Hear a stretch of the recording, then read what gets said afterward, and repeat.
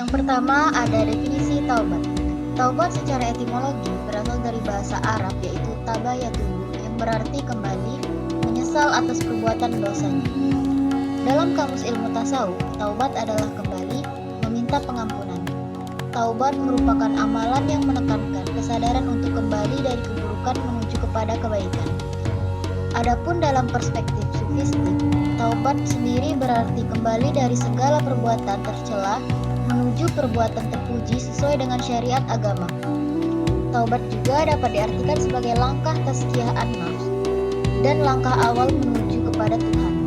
Tanpa makom taubat, seseorang hamba akan mengalami kesulitan untuk menggapai langkah selanjutnya. Adapun syarat-syarat apabila taubat seseorang itu dapat diterima di hadapan Allah. Yang pertama, menyesal atas perbuatan yang telah dilakukan. Yang kedua, berhenti total dari pelanggaran serupa. Yang ketiga, bertekad tidak mengulanginya lagi di masa yang mendatang. Jika seseorang bertaubat, maka dalam satu waktu ia harus menyesal, berhenti total dari pelanggaran serupa, dan bertekad tidak mengulanginya lagi. Dengan demikian, seseorang yang telah melakukan taubat dan memenuhi syarat ini, maka ia telah kembali kepada tingkatan ubudiyah. Pada titik balik inilah seseorang benar-benar telah melakukan taubat yang hakiki. Yang kedua, taubat menurut Sufi.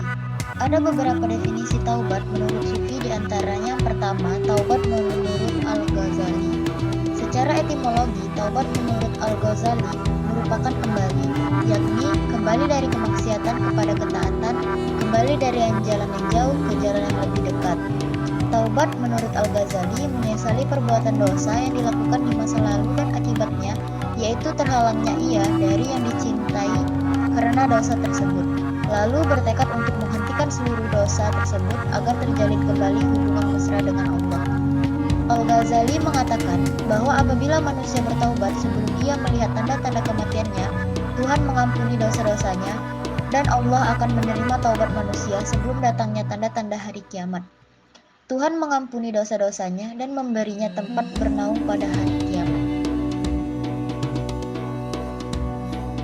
Selanjutnya yang kedua, taubat menurut Al-Kalabadhi. Taubat menurut Al-Kalabadhi adalah seseorang yang telah melupakan dosanya, dalam arti ia telah melupakan segala manisnya dosa sama sekali dalam hatinya.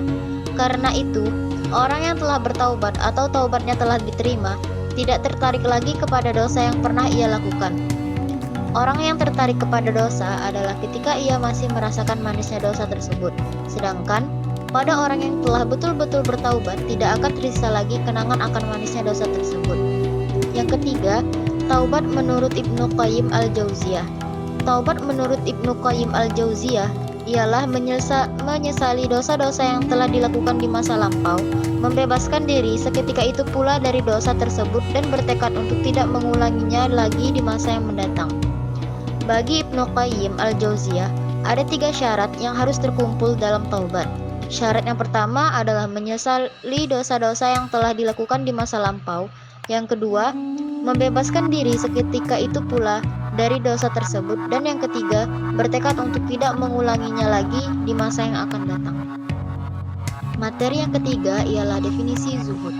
Secara etimologis, zuhud berarti raghaba an syai'in wa tarakahu, artinya tidak tertarik terhadap sesuatu dan meninggalkannya.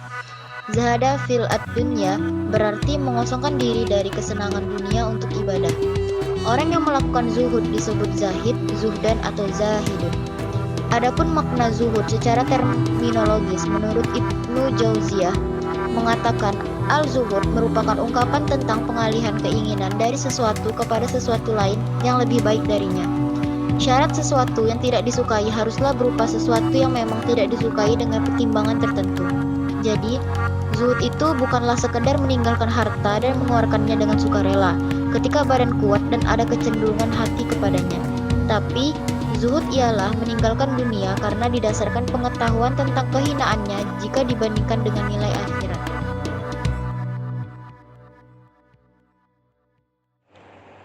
Sejarah perkembangan zuhud. Ajaran Sufi atau ajaran zuhud pada abad pertama atau pada masa Nabi dan masa sahabat mempunyai cara akhlaki, yaitu pendidikan moral dan mental dalam rangka pembersihan jiwa dan raga dari pengaruh-pengaruh duniawi. Al-Taftazani meringkas bahwa ajaran zuhud pada masa ini mempunyai beberapa karakteristik. Di antaranya yaitu yang pertama, ajaran zuhud berdasarkan ide. Kedua, ajaran zuhud bersifat praktis.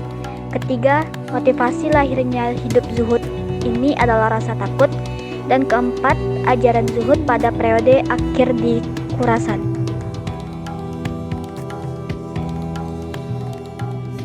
Dalam perkembangannya, zuhud yang tersebar luas pada abad-abad pertama dan kedua Hijriah terdiri dari beberapa aliran. Yang pertama yaitu aliran Madinah. Aliran Madinah lebih cenderung kepada pemikiran angkatan pertama, kaum muslimin, dan berpegang teguh pada zuhud serta kerendahan hati. Yang kedua, aliran Basrah. Orang-orang di Basrah yang berasal dari Bani Tamim terkenal dengan sikapnya yang kritis dan tidak percaya kecuali pada hal-hal yang real. Yang ketiga, aliran Kufah. Aliran Kufah berasal dari Yaman yang bercorak idealis, menyukai hal-hal aneh dalam nahwu, image dalam puisi, dan harfiah dalam hadis. Dan yang keempat yaitu aliran Mesir. Aliran Mesir bercorak salafi sebagaimana aliran Madinah. Yang kelima yaitu tingkatan zuhud. Menurut Al-Ghazali, tingkatan zuhud ada 3, yaitu yang pertama, menginginkan sesuatu karena menginginkan sesuatu yang lebih baik. Yang kedua, meninggalkan sesuatu yang bersifat keduniaan karena mengharapkan akhirat. Dan yang ketiga, meninggalkan segala sesuatu selain Allah karena terlalu mencintainya. Materi selanjutnya yaitu macam-macam zuhud. Ada beberapa zuhud menurut Ibnu Qayyim, diantaranya yaitu yang pertama, zuhud dalam hal yang haram, hukumnya yaitu fardu ain.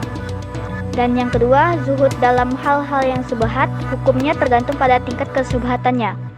Jika tinggi tingkat kesubhatannya, maka hukumnya haram. Dan jika lemah, maka hukum kesubhatannya sunnah. Dan yang ketiga, zuhud dalam perkara selain Allah. Zuhud yang paling baik adalah zuhud yang disembunyikan. Dan zuhud yang paling berat yaitu adalah dalam perkara menjadi bagian diri sendiri. Selanjutnya, hubungan taubat dan zuhud dengan tazkiyah an-nafs. Taubat, zuhud, dan tazkiyah an-nafs dalam konsep-konsep yang saling terkait dalam Islam, di mana taubat merupakan langkah awal untuk membersihkan diri dari dosa.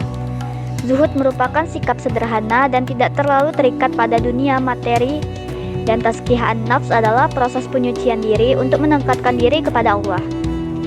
Dengan menggabungkan ketiga konsep ini, seseorang dapat mencapai keseimbangan spiritual dan meningkatkan diri kepada Allah melalui upaya bersungguh-sungguh dalam memperbaiki diri, menjauhi keserakahan, serta menyucikan hati dan pikiran dari cinta berlebihan terhadap dunia.